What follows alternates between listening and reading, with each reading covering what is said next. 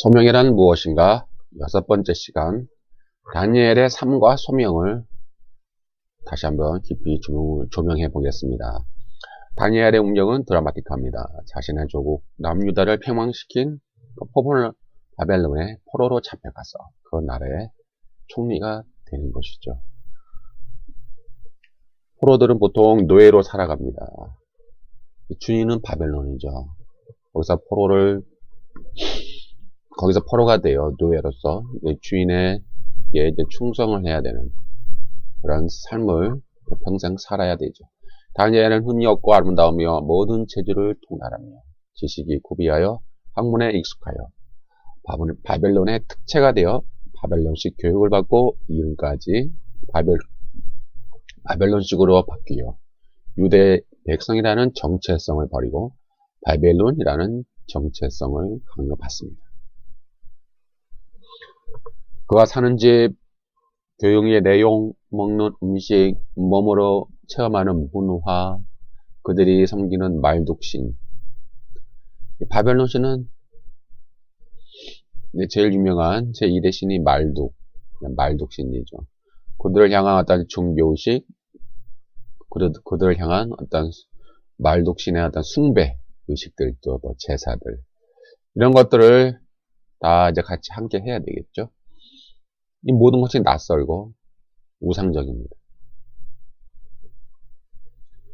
자기의 백성은 노예로서 고통 속에 살아가는데 다니엘과 세 친구들은 이제 공무원이 되어 원수의 나라를 위해 모든 인생을 바쳐야만 하는데 과연 그것이 그들에게 기쁨이었을까요? 아니면 그들에게 고민이 있었을까요? 야, 나는 바벨론에 끌려가서 이제 아주 제1의 공무원이 되는구나. 아, 잘됐다. 잘 먹고 잘 살 수 있겠구나. 이렇게 했을까요? 아니면은, 왜 우리나라는 왜 망했을까? 왜 이스라엘 남유다는 망했을까? 우리는 왜 이 바벨론을 위하여 일을 해야만 할까? 이런 고민에 빠져 있었을까요?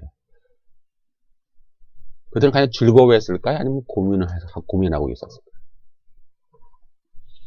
어쩌면 그들은 고민을 하지 않았을까 상상을 해봅니다. 아마 이렇게요. 왜 하나님은 이스라엘 백성에게 이러한 고통을 주시는가? 왜 우리 남유다 백성은 왜 망해야만 했을까?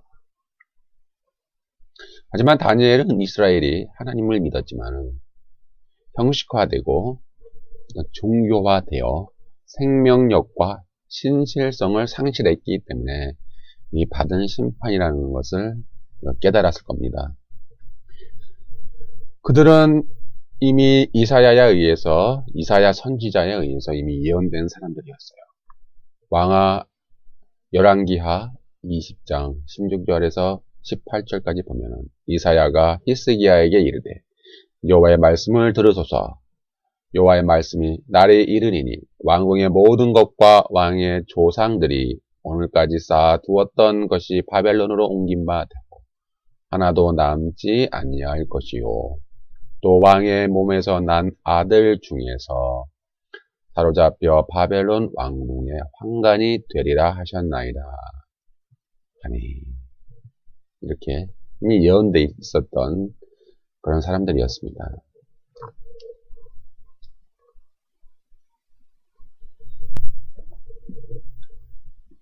그들에게는 정체성의 위기가 찾아옵니다. 그들의 이름이 바벨론의 이름으로 다 바뀌어버렸습니다. 우리나라가 일제 식민지의 통치를 받았을 때 일본어를 쓰면서 한국의 이름을 전부 일본식의 이름으로 바꾸어야 했던 것처럼 이 다니엘과 세 친구들의 이름도 전부 바벨론식의 이름으로 바뀌어버렸습니다. 다니엘, 그 뜻은 하나님께서 보존하소서. 이 이름이 벨드사살. 이 뜻은 벨이여 그의 생명을 심판하신다. 이렇게 바뀌었죠. 그 다음에 다니엘의 친구 하나냐는 하나님이 자비로우시다. 이런 뜻이었는데 사드락, 태양의 영감, 이렇게 바뀌었습니다. 미사엘은 하나님과 같은 신분이 어디 있으랴, 이런 뜻이었는데 메삭으로. 메삭은 아쿠신 같은 분이 누구인가? 이렇게 바뀌었죠. 아사랴는 하나님께서 도우신다 이런 뜻이었는데 아벤누고, 즉 느고의 종, 이렇게 바뀌었습니다. 그래서 위기의식을 느꼈을 겁니다. 그들은 픽업돼서 어떤 이제 훈련을 받게 되었죠. 어쩌면은 이런 훈련의 과정을 원치 않았을 수도 있습니다. 우리 3년만 참자. 3년만 참으면 우리는 이제 성공할 수 있다. 우리는 이제 출세한다. 조금만 참자. 그렇게 했을까요? 아니면 이렇게 과연 살아야 되는가? 이게 의미가 있을까? 어쩌면은 원하지 않았을 수도 있어요. 기뻐하지 않았을 수도 있어요. 그래서 이 다니엘과 세 친구는 당장 바벨론의 제사 음식을 거절하죠. 이거 상당히 위험한 발상입니다. 잘못하면 죽을 수도 있어요. 내가 거절했습니다. 그럼 그 사람이 네가 뭔데 감히 거절하냐? 이 괘씸한 놈. 그리고 생명의 위협을 당할 수도 있잖아요. 근데 다니엘과 세 친구는 당당히 요구를 하네요. 바벨론 음식을 우리 먹지 않겠다. 제사 음식을 먹지 않겠다. 먹으면 어떻습니까? 사실 제사 음식을 솔직히 먹는다고 해서 그들이 우상을 믿는 건 아니잖아요. 우상을 섬긴 건 아니잖아요. 그냥 먹는 것 뿐이지. 생존을 위하여 먹는 것 뿐이지 그들이 직접 우상에 가서 제사 드린 건 아니니까. 먹는다고 누가 뭐라고 하겠습니까? 그러나 그들은 거절을 해요. 거절한다는 것은 그들의 정체성을 이제 갖기 위해서 하는 거예요. 우리는 비록 포로로 곳에 붙잡혀 왔지만 우리는 하나님의 백성이다. 우리는 하나님의 백성이다. 우리는 여기서 출세하기 위해 이러한 교육 과정을 밟는 게 아니다. 우리는 출세를 목적으로 하지 않는다. 이렇게 잘 먹고 잘 사는 게 하나님의 뜻입니다. 하나님 감사합니다. 오늘날의 기독교인들의 관점에 의하면 하나님의 뜻이구나. 드디어 좋은 기회가 왔구나. 이야, 이제 하나님의 축복이 왔구나. 야, 이게 하나님의 뜻이구나. 하나님의 뜻이야. 야, 이제 드디어 우리는 성공한다. 조금만 참자. 조금만 참고 인내하자. 이렇게 생각했을 거예요. 오늘날 이 현대 기독교인의 관점에 의하면. 그러나 다니엘과 세 친구는 거절하죠. 당당히 거절해요. 안 먹겠습니다. 절대로 안 먹겠습니다. 생명을 걸고 요구를 하는 거예요. 근데 이러한 일에는 상당히 위험부담이 많습니다. 이 다니엘 1장 10절 환관장이 다니엘이 내게 이르되 내가 내 주 왕을 두려워하노라. 그가 너희 먹을 것과 너희 마실 것을 지정하셨거늘 너희의 얼굴이 초췌하여 동무 소년들만 못한 것을 그러 보시게 할 것이 무엇이냐. 그렇게 되면 너희 까닭에 내 머리가 왕 앞에서 위태하게 되리라 하니라. 이 말은 쉽게 얘기하면 야, 네 신앙을 위해서 너를 위해서 그렇게 안 먹으면은 너 때문에 내가 죽을 수 있어. 이제 이렇게 반대로 다니엘과 세 친구들에게 이렇게 위협을 하는 거예요. 이게 하나의 연좌제죠, 연좌제. 이게 이제 조직 생활에서 사람을 통제하는 방식이죠. 야, 네가 뭐 이렇게 잘났어? 너만 똑똑해? 너만 그렇게 옳은 길을 가려고 그래? 너 하나 때문에 다른 사람들이 피해가 가. 너 하나 때문에 이 조직이 다 피해를 봐. 이렇게 막 위협을 주는 거죠. 연대 책임을 묻는 거예요. 우리 군대 가서도 거의 연대 책임 받잖아요. 내가 잘못하면은 우리 분대 전체가, 우리 소대 전체가 책임을 묻고 기합도 받고 그러죠. 연대 책임. 이것이 상당히 어떤 사악한 방법일 수도 있어요. 이 조직 생활에서 이 사회생활은 거의 조직 생활인데 어떤 한 사람을 통제하기 위한 아주 사악한 방법이 될 수 있어요. 너 하나 때문에 다른 사람이 피해가 가. 응? 네 생각은 맞아. 그래, 네 생각은 네가 하고자 하는 방식은 옳은 건 좋은데 알았어, 무슨 뜻인지. 근데 너 때문에 내가 피해를 받아. 너 때문에 우리 조직이 피해를 받는 거야. 그럼 누가 책임질래? 네가 책임질 거야? 네가 먹여 살릴래? 우리에게 딸린 친구가 몇 명인데 너 때문에 우리에게 피해가 오면은 네가 먹여 살릴 거야?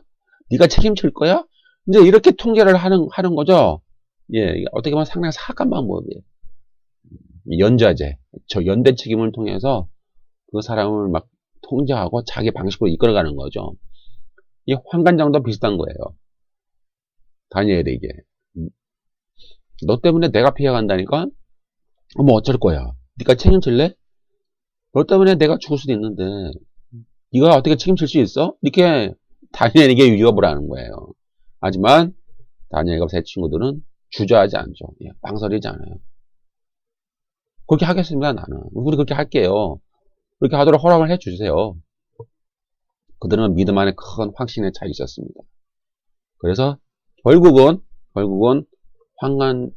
환관장도 흔쾌히 수락을 합니다.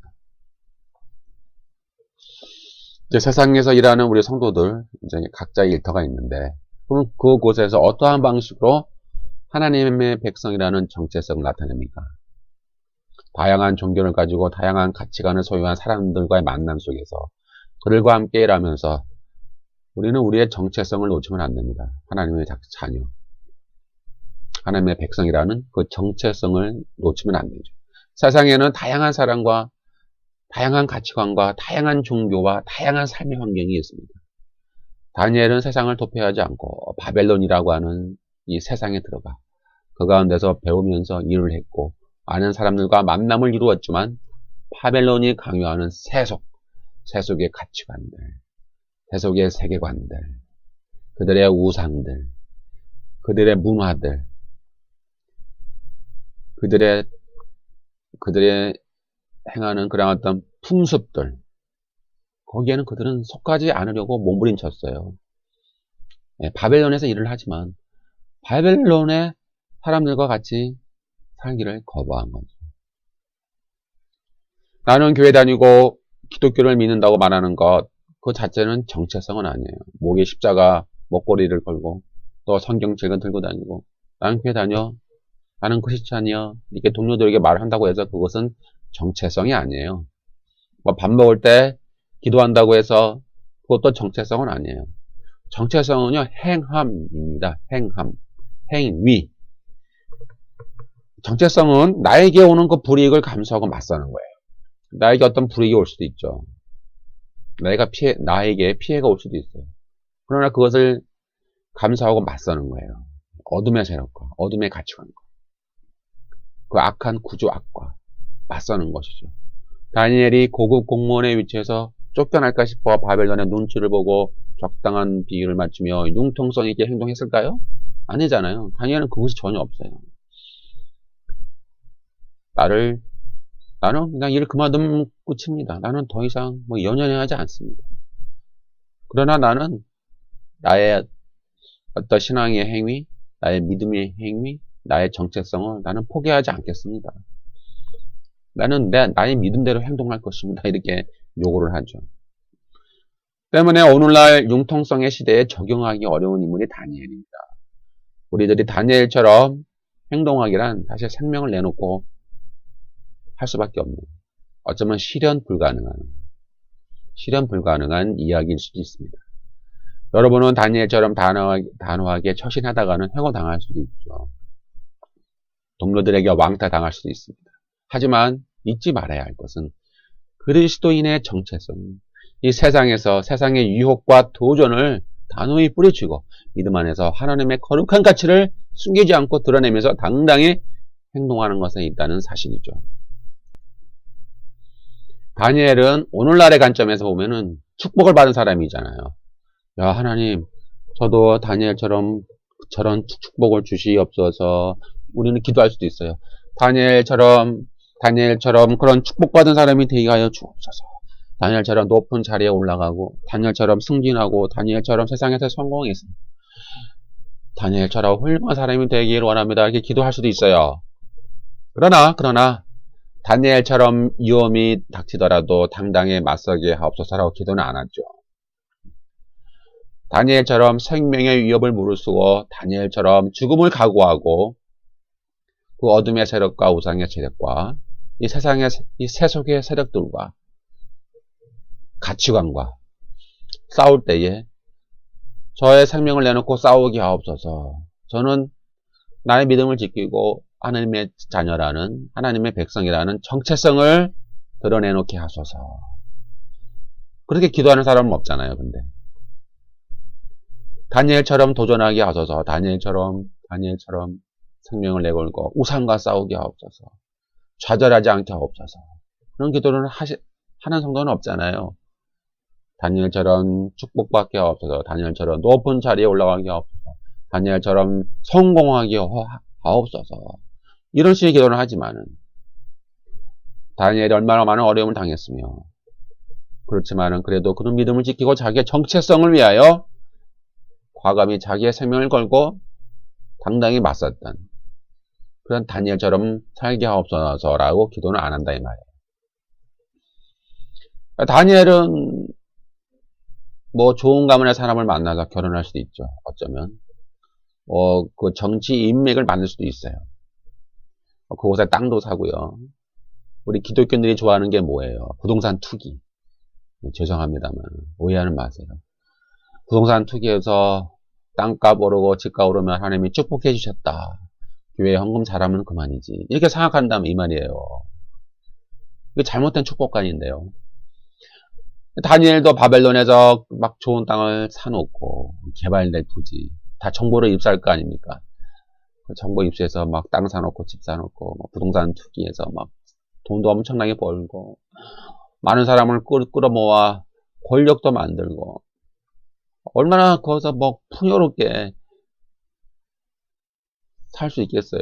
그럼 우리가 생각하겠죠. 아, 다니엘처럼 되고 싶다. 다니엘은 정말 축복받은 하나님의 사람이다. 다니엘이 부럽다. 다니엘이 부럽사옵니다, 하나님. 이렇게 우리는 기도한다 이 말이에요. 본질을 놓치고서는.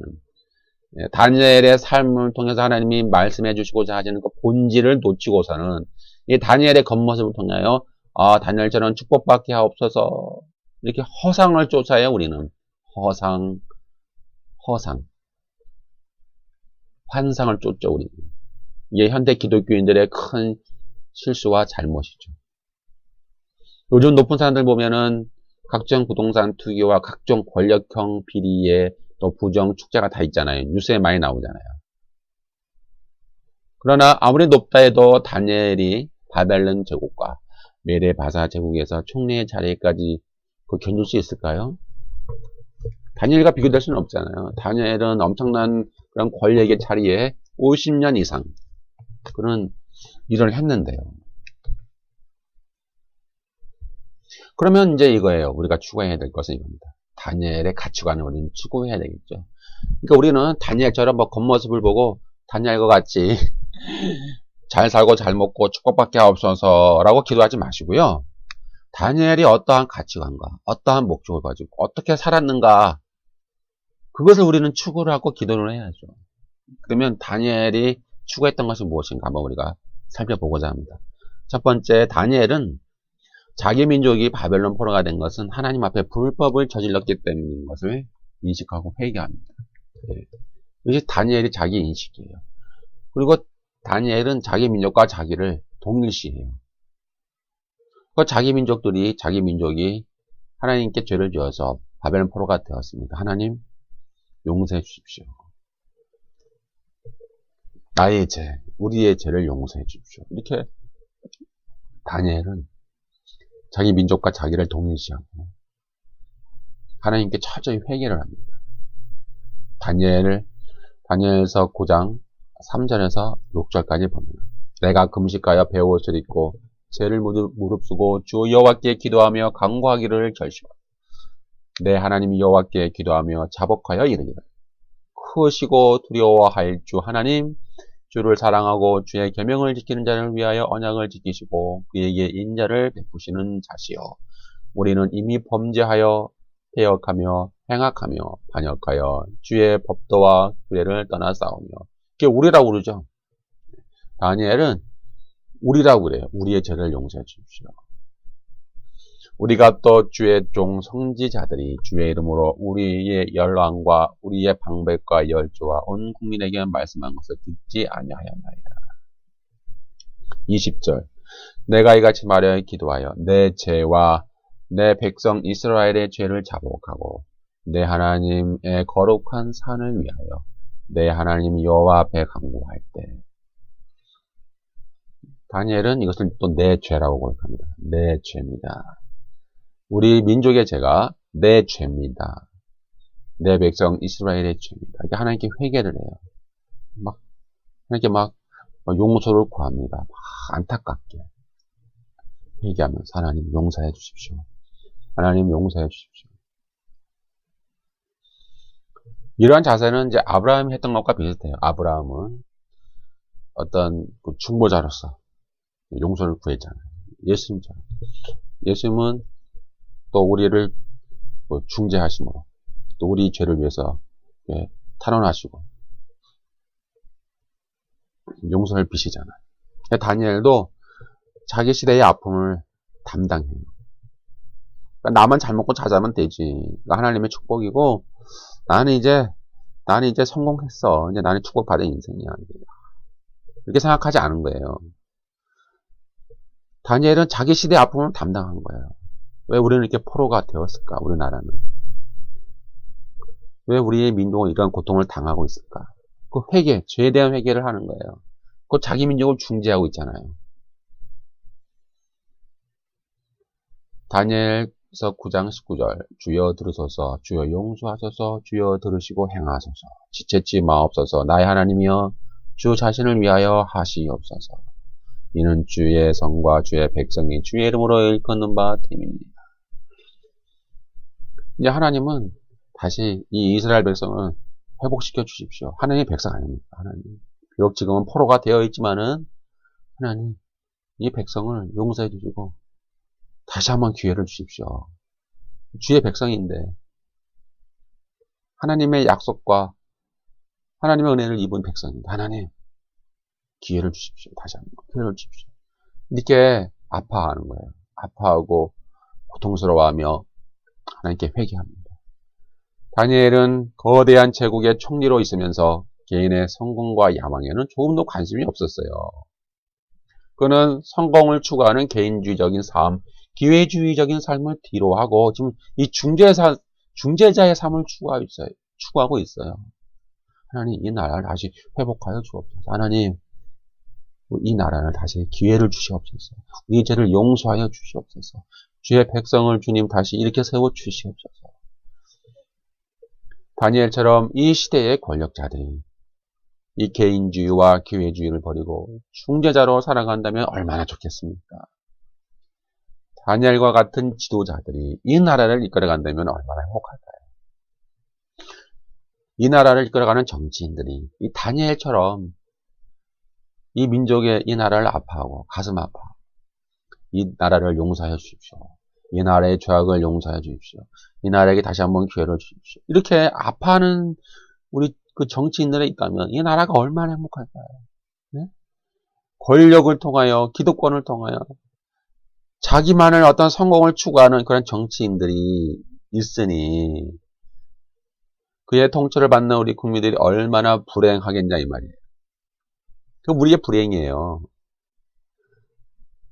정말 다니엘과 같은 그런 진실한 공무원, 그런 진실한 정치인이 없다는 것이 우리들의 불행이에요. 이 시대를 아파하고 이 시대의 아픔을 자기의 죄처럼 여기고 탄식하며 하나님 앞에 중재하며 고통스러워하며 이 시대의 아픔을 쥐고 이 시대의 죄를 회개하며 이 시대를 중재하고 있는 그러한 정치인이 없기 때문에 그러한 지도자가 없기 때문에 이 나라는 불행한 거예요. 슬픈 거예요. 정말. 마찬가지로 교회도 마찬가지로 이 다니엘과 같이 교회도 아픔을 이 나라의 아픔을 쥐고 이 시대의 아픔을 중재하며 이 시대의 죄를 회개하고 이 시대를 중재해야 될 사명이 교회에게 있는데 교회에게 있다 이 말이에요. 다니엘처럼 교회에게도 이러한 사명이 있는데 교회는 그냥 하나님의 축복만 받아라. 잘 먹고 잘 살고 형통하는 것이 성공하는 것이 물질의 축복을 받는 것이 하나님의 은혜니 잘 먹고 잘 살고 교회 헌금 잘하고 열심히 신앙생활 하면은 죽다가 천당 가니 그것이 우리의 목표로구나 라고 생각하고 있으니 이게 얼마나 우리의 비참함입니까? 이것이 우리 교회의 비참함이고 우리 신앙인의 비참함입니다. 따라서 우리들 기독교인들이 또 이 교회가 이 다니엘의 모습을 회복해야 돼요. 이것이 소명이죠. 아파하고 이 시대의 죄를 회개하고 이 시대를 중재하고 이 시대의 이 수많은 아픔들, 이 통곡들, 이 시대의 그 슬픔을 지고 그것을 안타까워하며 하나님 앞에 내놓으며 이것을 나의 아픔으로 동일화시키며 이것을 해결하기 위하여 애쓰고 가슴 아파하는 그런 교회의 모습이, 그러한 신자의 모습이 있어야 되는데 없다 이 말이에요. 오히려 권력에 편승해요. 예.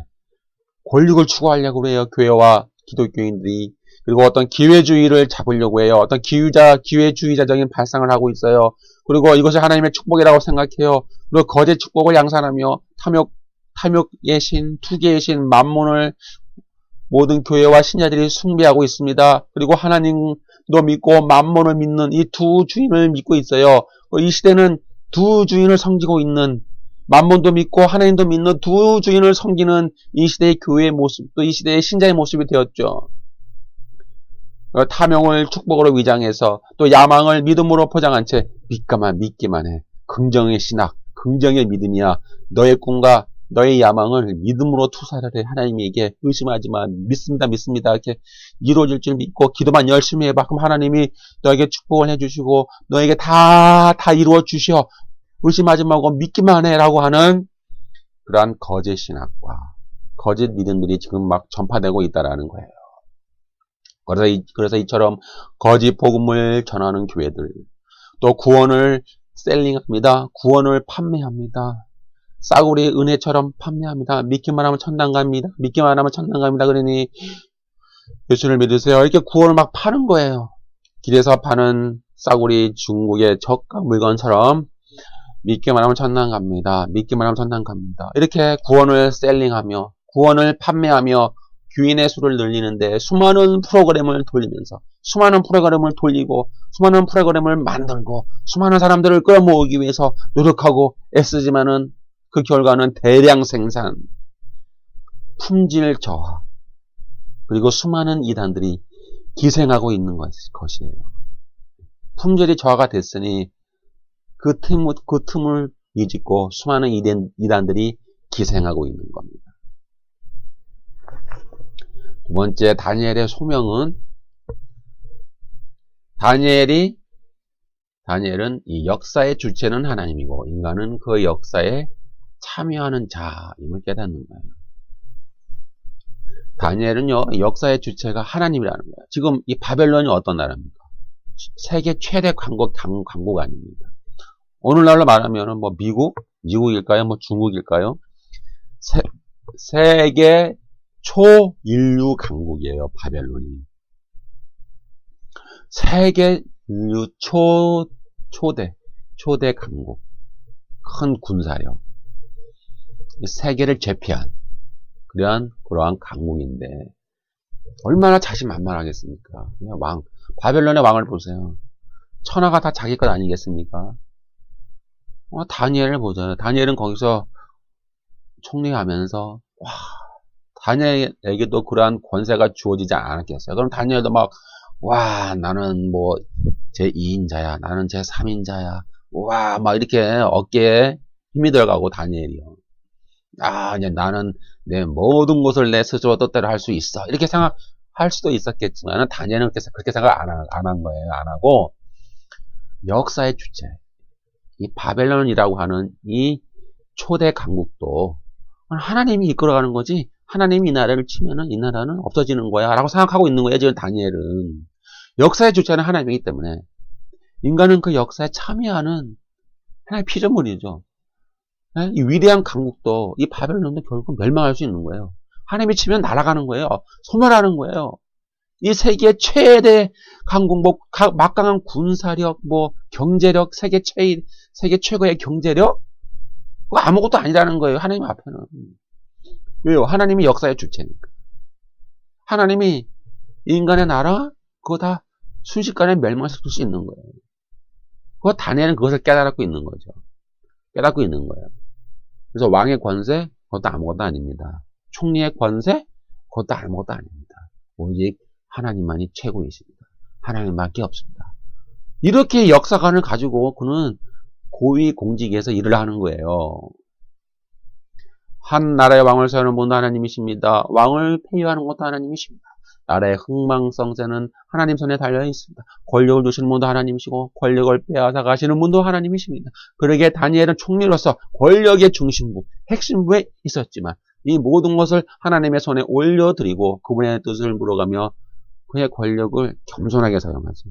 자기를 위해 사용하지 않고 맡겨진 직분을 충실히 감당하는데 그 권력을 사용해요.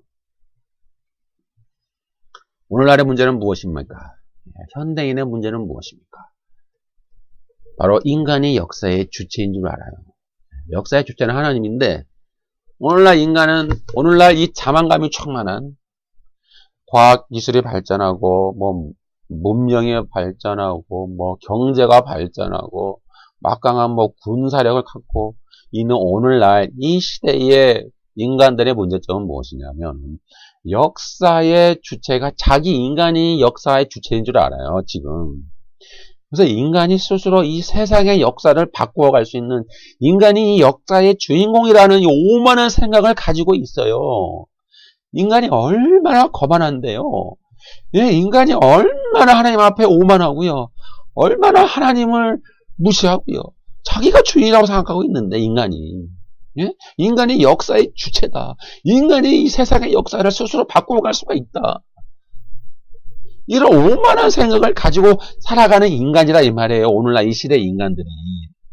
또 그러한 인간들이 정치를 하고 그러한 인간들이 뭐 대통령도 되고 그러한 인간들이 총리가 되고 이 세계 여러 나라를 이끌어가지 않습니까? 그러니 이런 나라들이 온전하겠느냐 이 말이에요. 온전하지 않겠죠. 결국은 나라와 나라끼리 충돌하겠죠. 결국은 하나님의 결론에는 이 나라들을 다 붕괴시켜 버리겠죠. 그리고 영원한 하나님의 완전한 나라를 하나님이 세우시겠죠. 이렇게 오만하고 이렇게 인간이 역사의 주체인 줄 알고 착각하면서 거만하고 오만한 이러한 더러운 인간들이 이끌어가는 이 세계의 역사를 우리들은 안타까워해야 돼요. 기독교인들이요. 네? 그 권력을 보고요. 와, 우리도 저런 권력 자리에 올라갔으면 얼마나 좋을까. 야, 세상 권력 너무 부럽다. 저러한 정치 권력? 저러한 경제 권력? 너무 부럽다. 하나님, 우리도 저러한 축복을 주시고, 우리도 저러한 권력을 누리게 해주세요라고 한다고 하는 생각 자체가 얼마나 미련합니까? 왜요? 그거 아무것도 아니라니까요. 역사의 주체는 하나님이시니까요. 그거 없어져요, 금방. 여러분들이 그렇게 좋아하고, 여러분들이 이렇게 숭배하는 정치 권력이요? 경제 권력이요? 사라진다니까요. 없어져 버려요, 금방. 근데 우리는 왜 그것을 분별하지 못하냐, 이 말이죠. 이 기독교인들이, 왜 이 시대의 교회가, 예? 이 시대의 교회의 사명은 뭐예요? 이 오만한 이 시대의 인간을 향하여 경고를 해야죠.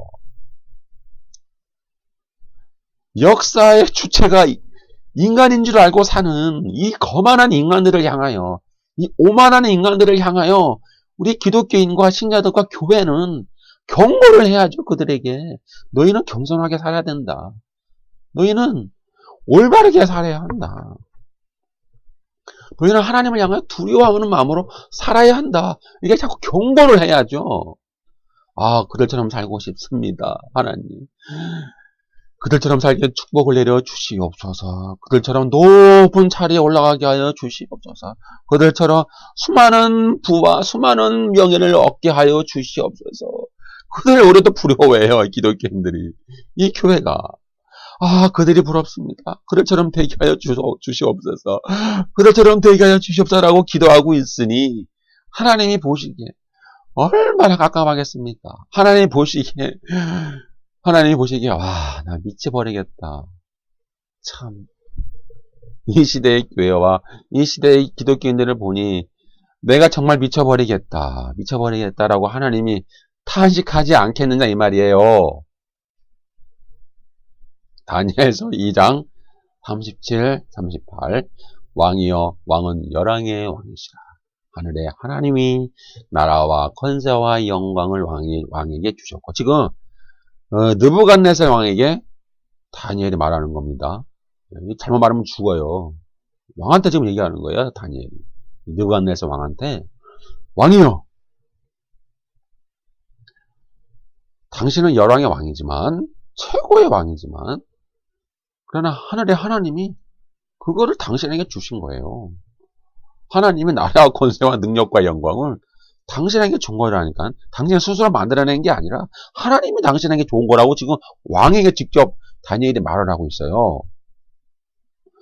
38절. 인생들과 들짐승과 공중의 새들 어느 곳에 있는 것을 물어나고 그것들을 왕의 손에 붙이사 다 다스리게 하셨으니. 이렇게 나오잖아요. 역사의 주체는 하나님이에요. 그 권력이요? 정치 권력? 그 위대한 정치 권력? 그 위대한 경제 권력? 그 군사력? 그 막강한 이 세계를 통치하는 그 나라의 왕 권력? 하나님 앞에 아무것도 아니라 이 말이에요. 다니엘은 그것을 알았어요. 그러니 다니엘이 부패함과 검은 거래와 타락함에 연루되겠습니까? 다니엘이 될 수가 없어요. 다니엘 그거 관심이 없다니까. 다니엘은요 부정부패에 관심이 없어요. 흥미 자체가 없어요. 왜요? 하나님이 이 세상 역사를 이끌어 가는데 이 거만한 인간이, 이 오만한 인간이 자기가 주인인 줄 알고, 예?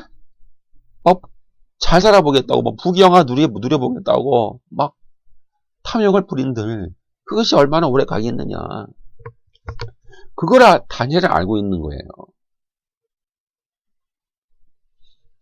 세 번째, 다니엘의 소명은 이것입니다. 역사의 종말에 가서, 역사는 종말이 있는데 인간 역사에는 종말이 있다는 것을 다니엘은 알았어요. 영원히 가는 것이 아니다. 인간의 역사는 영원히 갈 수가 없다. 결국 종말이 있는데 그 종말에 가서는 인간의 왕국은 다 무너져 버리고 결국 하나님의 나라, 하나님의 왕국만 영원히 서게 될 것을 이 다니엘은 깨닫고 있었어요. 이것이 다니엘의 역사관입니다. 다니엘서 2장 44절, 45절. 이 열왕의 때에 하늘의 하나님이 한 나라를 세우시리니 이것은 영원히 망하지도 아니할 것이요 그 국권이 다른 백성에게로 돌아가지도 아니할 것이요 도리어 이 모든 나라를 쳐서 멸하고 영원히 설 것이라. 왕이 사람의 손으로 아니하고 산에서 뜨인 돌이 철과 녹과 진흙과 은과 금을 부서뜨린 것을 보신 것은 크신 하나님이 장래일을 왕께 알게 하신 것이라. 이게 말을 해요. 거의 다니엘의 역사관은 인간의 역사에는 종말이 있고 끝이 있고 그 끝에 하나님은 한 나라를 세우는 거예요. 영원한 나라. 영원하고 망하지 않는 나라를 세우는 거예요. 그리고 그 하나님의 나라는 이 인간의 나라, 인간의 왕국을 쳐서 멸하는 거예요. 그렇기 때문에 다니엘은 자리에 연연해 하지 않는 거예요. 네? 다니엘은 이걸 알기 때문에 자기의 생명을 그냥 내놓고 어떤 자리에 연연해 하지도 않고요. 어떤 정치적인 타협, 융통성, 정치적인 처세술 그런 거 버리지가 않아요. 다니엘은. 자신을 죽이기 위해 모험이 있었음을 알고도 그는 당당해요. 그는 두려워하지도 않아요. 담대하게 현실을 직시하죠. 그럼 변명하지도 않아요. 나는 이랬습니다. 저랬습니다. 사실은 이게 아니고요. 사실은 이게 아닌데요. 사실은 이게 아니고 이건데요. 이게 변명하지도 않아요. 그럼 도망갈 대비도 안 해요. 그들과 함께 어떤 딜, 거래도 하지 않아요. 정치적인 딜. 정치인의 오늘날 정치인들은 뭐야? 딜을 하잖아요. 어떤 거래하잖아요. 주고받거니. 다니엘은 주고받거니 안 해요. 그냥 도망갈 대비책도 안 하고. 그냥 뭐를 합니까? 다니엘은 하나님을 향하여 하루에 3번씩 늘 하던 대로 하나님께 감사의 기도를 하는 거예요. 하나님 감사합니다. 왜요? 다니엘은 역사를 이미 알고 있어요. 깨닫고 있는 거예요. 인간의 역사는 종말이 있다는 걸 알고 있는 거예요. 그렇기 때문에 다니엘은 자기 자리에 연연해 하지 않는다니까요. 하나님께 감사합니다. 하나님 감사합니다. 하나님 감사합니다. 이렇게 그냥 하나님께 기도하는 거죠. 이것이야말로 정말 초연한 삶이에요. 어떤 초월한 삶? 초월의 삶이에요. 초월. 다니엘은 초월했어요. 이미. 이 세상을 초월한 사람이에요. 초인이에요. 초인. 초인. 초연한 삶. 진정한 초인은 다니엘이에요. 다니엘서 6장 7절 10절 나라의 모든 총리와 수령과 방백과 모사와 관원이 의논하고 왕에게 한 율법을 세우며 한 금령을 정하실 것을 구하려 하였는데 왕이여 그것은 곧 이제부터 30일 동안 누구든지 왕 외에 어느 신에게나 다른 사람에게 무엇을 구하면 사자굴에 던져 넣기로 한 것입니다. 다니엘이 이 조서에 어인이 찍힌 것을 알고도 자기 집에 돌아가서는 그 방이 예루살렘으로 향하여 열린 창으로 전에 행하던 대로 하루에 3번씩 무릎 꿇고 기도하며 그 하나님께 감사하였더라. 정치적인 딜도 안 하죠. 정치적인 거래도 안 하죠. 정치적인 협상도 안 하죠. 어떤 융통성 있게 행동하지도 않죠. 그가 적당히 타협하지도 않죠. 자기 자신을 변명하지도 않죠. 도망갈 대비책도 강구하지도 않죠. 이미 역사의 종말을 아는 거예요. 인간의 역사의 종말. 인간의 역사의 종말을 다니엘은 깨닫고 있기 때문에 쉽게 얘기해서 두려워할 것이 없는 거예요. 우리의 문제는 뭐예요? 우리의 문제. 우리 현대인들 또 현대를 살아가는 기독교인들의 문제는 뭐예요? 먹고 사는 것에 너무 우리는 얽매여 있잖아요. 먹고 살아야 됩니다. 먹고 사는 것. 우리는 이 먹고 사는 문제에 너무나 우리는 얽매여 있기 때문에 다니엘과 같은 역사관을 가질 수가 없어요. 그게 우리의 한계예요. 다니엘과 같은 그래서 이 초월한 삶, 초인, 이 초연한 삶을 살 수가 없어요. 우리는 먹고 사는 문제에 얽매여 있기 때문에 이 기독교인들이 또 이 현대인들이 이 초월할 수가 없어요. 철학? 이 불신자들은 철학도 연구하잖아요. 이 초월하기 위하여 어떤 다른 종교를 믿기도 하고. 이 초월할 수가 없어요. 우리는 먹고 사는 문제에 얽매였기 때문에 그냥 우리는 연약한 인간일 뿐이에요. 사실. 우리는 땅의 것에 얽매여 있잖아요. 땅의 것에 얽매여 있기 때문에 우리는 초월한 삶을 살 수가 없어요. 그러나 다니엘은 이미 땅의 것을 초월해버렸어요. 그래서 다니엘은 이미 초인이에요. 초인. 초인이고 초월한 사람이고 초연한 삶을 이미 살고 있어요. 다니엘은. 그러니까 다니엘은 지금 하늘의 삶을 살고 있는 거예요. 어떻게 보면. 지금 이 땅 위에 살고 있지만은 이 땅의 사람이 아니라니까요. 하늘의 사람이에요. 저 하늘에 살고 있는 하늘의 사람이 그냥 잠시 이 땅에 내려와 그 살고 있는 그런 모습과 비슷한 거예요. 전혀 두려워하는 것도 없고 전혀 어떤 그런 인간의 모습이 없어요. 네.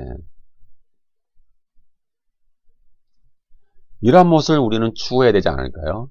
이러한 모습을 우리 기독교인들은 우리 교회는 추구해야 되지 않을까요? 네? 그냥 겉모습만 다니엘의 겉모습만 보고 다니엘처럼 잘 먹고 잘 살게 해주십시오. 다니엘처럼 높은 자리에 올라가게 해주십시오. 다니엘처럼 고지론을 주장하는 사람들은 그렇잖아요. 높은 자리에 올라가게 해주십시오. 다니엘처럼 성공하게 하여 주시옵소서.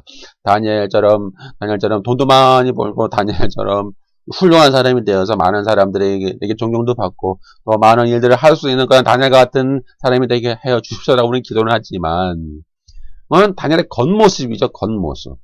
그 다니엘의 본질은 우리가 못 보고 있잖아요. 제가 지금까지 쭉 말씀드린 게 다니엘의 본질인데 예?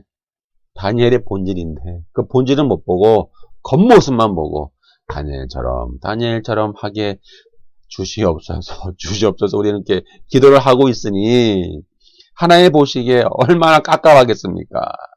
하나님 보시기에 나 미쳐 죽겠다. 도대체 이것들이 어떻게 정신을 차리겠냐? 하나님은 지금 어떻게 해야 될지를 네? 저 기독교인들이 좀 정신을 차려서 제발 무엇이 본질인지 무엇이 정말 중요한 것인지 깨닫고 바르게 살아야 되는데 그것은 보지는 못하고 자꾸 겉모습만 보고 겉의 것을만 추구하는 그런 모습을 보고 하나님이 얼마나 안타까워하시겠어요.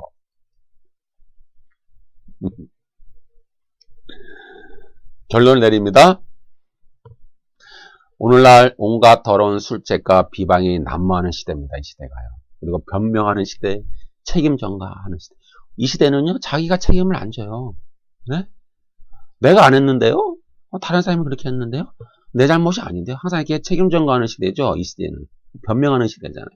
수많은 더러운 술책들, 수많은 비방들이 난무하잖아요. 다른 사람을 죽이기 위하여 수많은 어떤 그런 음모라고 할까요? 그런 어떤 기회주의자와 같은 발상들. 어떤 자기만 살 길을 추구하는 이 시대. 이 시대가 타락한 거죠, 결론은. 자기 살 길만 찾는 거예요, 이 시대가. 그럴 때, 이 다니엘의 삶의 방식과 가치관을 추구하는 이들이 많이 생겨나야 됩니다. 이 다니엘과 같은 삶의 방식, 이 다니엘과 같은 가치관을 추구하는 하나님의 진정한 백성들이 많이 나타나서 이 세상에 들어가야 돼요. 정치, 경제, 사회, 문화, 법률, 과학 이런 인간의 모든 영역에 흩어져 들어가서 그들의 일터에서 이 세상을 바꿔가는 거죠. 그래서 바꿔가는 그런 삶이 소명입니다.